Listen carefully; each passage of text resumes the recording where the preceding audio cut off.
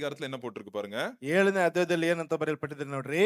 அங்க 7வது அதிகாரத்துல 1,44,000 பேர் இருக்கிறாங்கங்க. அவங்க யாரு அப்படின்னு ஒரு நம்ம கேள்வி வரும் எல்லாருக்கும். ಅಲ್ಲಿ 1,44,000 ಮಂದಿ ಇದ್ದಾರೆ. ಅವರೆಲ್ಲ ಯಾರು ಎಂಬುದಾಗಿ ಇಲ್ಲಿ ಪ್ರಶ್ನೆ ಬರ್ತದೆ. அங்க கிளீனா போட்டிருக்கு அந்த 1,44,000 பேர் யாருன்னா, ஒரு கோத்திரம் இஸ்ரேல் கோத்திரத்துல இருந்து 12,000 பேரை எடுத்தா 1,44,000. ಅಲ್ಲಿ ಒಂದೊಂದು ಗೋತ್ರದಲ್ಲಿ 12,000 ಜನಗಳನ್ನ ತೆಗೆದುಕೊಂಡ್ರೆ ಏನಪ್ಪಾ ಅಂತಂದ್ರೆ 1,44,000 ಜನ ಬರ್ತಾರೆ. அந்த லிஸ்ட் அந்த பாக்ஸையும் அந்த பட்டியலும் வந்து கொடுத்திருக்காங்க 4வது வசனத்துல இருந்து 8வது வசனம். ಅಲ್ಲಿ 4ನೇ ವಚನದಿಂದ 8ನೇ ವಚನದವರೆಗೂ ಯಾವ ಯಾವ ಕುಲದಲ್ಲಿ ಎಷ್ಟು ಜನ 1000 ಜನರು ಎಂಬುದಾಗಿ அப்போ என்ன ஆகுது பாருங்க அங்க.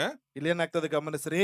அங்க கடைசியாக அந்த இடத்துல வந்து எல்லாருடைய நெத்தியில வந்து அந்த 1,44,000 பேர்ல அவங்க வந்து ஆண்டவர் வந்து ஒரு சீல் வைக்கிறார், அவங்க தலைக்கு ஒரு சீல் வைக்கிறார். ಅಲ್ಲಿ 1,44,000 ಮಂದಿಯ ಒಂದು ತಲೆ ಏನಪ್ಪಾ ಅಂದ್ರೆ ಹಣೆ ಮೇಲೆ ಏನಪ್ಪಾ ಅಂತಂದ್ರೆ ಒಂದು ಮುದ್ರೆ ಅಥವಾ ಒಂದು ಸೀಲನ್ನ ದೇವರು ಹಾಕ್ತಾ ಇದ್ದಾರೆ. திருப்பி நான் சொல்றேன், இது பிரதர் நீங்க கேட்கலாம், பிரதர் இது நிஜமான சீலா, என்ன எழுதுறாரு ஆண்டவர் அப்படின்லாம் இருக்கு, நீங்க இது பண்ணக்கூடாது. இது தர்சனம், இது வந்து ரியலா இருக்கலாம், இல்லாட்டி சிம்பாலிக்கா கூட இருக்கலாம். ஒரு சிம்பிள், ஒரு என்னதா இருக்கலாம், ஒரு அடையாளமா கூட இருக்கலாம். ಇದೇನಪ್ಪಾ ಅಂತಂದ್ರೆ ಒಂದು ದರ್ಶನದಲ್ಲಿ ಆಗಿರ್ತಕ್ಕಂಥದ್ದು ಒಂದು ರೀತಿಯಾಗಿ ಏನಪ್ಪಾ ಅಂತಂದ್ರೆ ಗುರುತಾಗಿನೂ ಕೂಡ ಇರಬಹುದು ಅಥವಾ ನಡೆದಿದೆ ಎಂಬುದಾಗಿ ಆ ರೀತಿಯಾಗಿ ಕೇಳುವಂತದ್ದಲ್ಲ.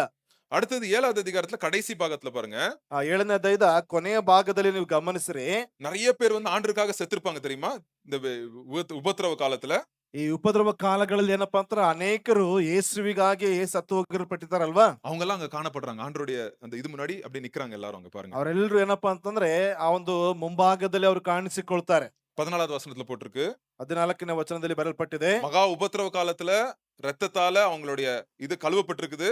அவங்க வந்து வெள்ளை அங்கியில ஆண்டவர் முன்னாடி நிக்கிறாங்க அப்படின்னு. ಇವರು ಮಹಾ ಹಿಂಸೆಯನ್ನು ಅನುಭವಿಸಿ ಬಂದಂತವರು ಯಜ್ಞದ ಕುರಿಯಾದ ರಕ್ತದ ಮೂಲಕವಾಗಿ ತಮ್ಮ ನಿಲುವಂಗಿಗಳನ್ನ ತೊಳೆದು ಶುದ್ಧ ಮಾಡಿಕೊಳ್ಳಲು ಬರಲ್ಪಟ್ಟಿದ್ದಾರೆ. சோ இங்க ஆண்டவருக்காக ரத்த சிந்தி மரித்தவங்க அங்க ஏசப்பா வந்து என்ன பண்றாரு, அவங்களை வெல்கம் பண்ணிட்டு அவங்கள வந்து கைட் பண்றாங்க. போடுங்க 17வது வசனத்துல, the lamb who is at the center of the throne will guide them to the springs of waters of life. அப்படினா ஜீவ நதிக்கு பக்கத்துல அங்க கீழ ஆண்டவருக்காக ரத்தம் சிந்தி இருக்காங்க, அங்க மேல பரலோகத்துல ஏசப்பாவே அவங்கள ಪರ್ಸನಲ್ என்ன பண்றாங்களாம், ಲೀಡ್ பண்றாங்களாம். ಅಲ್ಲಿ ಈ ಒಂದು ಕೆಳಭಾಗದಲ್ಲಿ ಯೇಸು ಕ್ರಿಸ್ತನಿಗಾಗಿ ರಕ್ತವನ್ನು ಸುರಿಸಿರ್ತಾರೆ.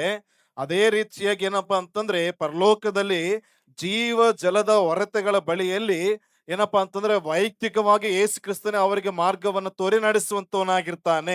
சோ இந்த குரூப்ல யார் இருப்பா? ಈ ಗ್ರೂಪ್ ಅಲ್ಲಿ ಯಾರು ಇರ್ತಾರೆ?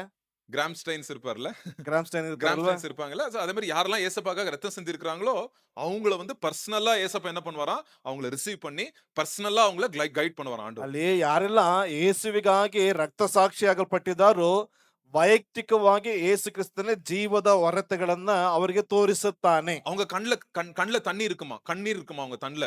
அந்த கண்ணீரை வந்து ஏசப்பா துடைக்கிறாரு பாருங்க. அந்த செகண்ட் போட்டோல இருக்குல்ல, கண்ணீரை துடைப்பார ஆண்டவர் அவங்க. ಅಲ್ಲಿ ಏನಪ್ಪಾ ಅಂತಂದ್ರೆ 2ನೇ ಒಂದು ಚಿತ್ರದಲ್ಲಿ ಗಮನಿಸ್ರಿ, ದೇವರು ಅವರ ಕಣ್ಣೀರನ್ನೆಲ್ಲ ಒರೆಸಿ ಬಿಡ್ತಾನೆ. சரியா பாருங்க. சோ அதனால நம்ம இங்க வந்து துக்கப்படுறோம், பட் அவங்க வந்து ஆண்டவருடைய சந்நிதியில இருக்காங்க. ಅಲ್ಲಿ ಇಲ್ಲಿ ದುಃಖ ಪಡುವಂತವರಾಗಿದ್ದಾರೆ, ಆದ್ರೆ ದೇವರ ಸನ್ನಿಧಿಯಲ್ಲಿ ಸಂತೋಷ ಭರಿತವರು ಉಳ್ಳವರಾಗಿ ಕಾಣಿಸ್ತಾರೆ.